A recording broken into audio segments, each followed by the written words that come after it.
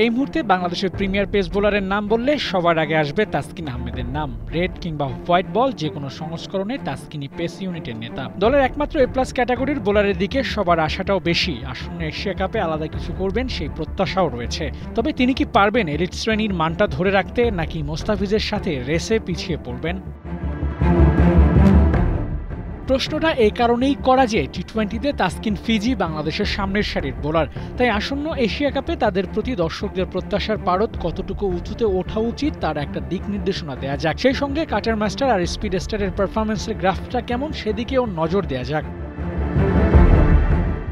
2024 সাল থেকে 25-এর এই সময় পর্যন্ত মুস্তাফিজ ম্যাচ খেলেছেন 23টি, উইকেট নিয়েছেন 34টি। ফিজের উইকেট সংখ্যা দেখে মনে হতে পারে এটাই বুঝি আইডিয়াল উইকেট নাম্বারস, কিন্তু তাসকিনের উইকেট আর ম্যাচ খেলার ব্যবধান দেখে ফিজের জন্য কিছুটা হলেও মন খারাপ হতে পারে এই ভেবে যে বাইবর্ন ট্যালেন্ট নিয়ে এসেও কেন পিছিয়ে পড়লেন দ্য ফিজ। কারণ তাসকিন আহমেদ মুস্তাফিজের থেকে এক ম্যাচ কম খেলে 2 উইকেট বেশি নিয়েছেন। 2024 সাল থেকে 25-এর এই সময় পর্যন্ত তাসকিনের উইকেট সংগ্রহ 36টি।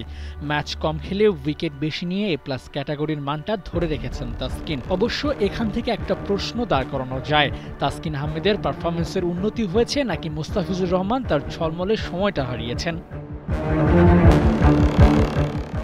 উত্তরটা ব্যক্তিভেদে ভিন্ন হতে পারে, তবে এটা মানতেই হবে মুস্তাফিজ তার প্রাইম টাইম পেছনে ফেলে এসেছেন। তার প্রতি যে এক্সপেকটেশন তা তিনি পূরণ করতে পারছেন না কিছু ক্ষেত্রে।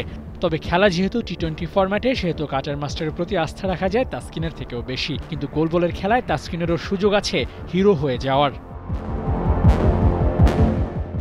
আবু নাইম, ৭১।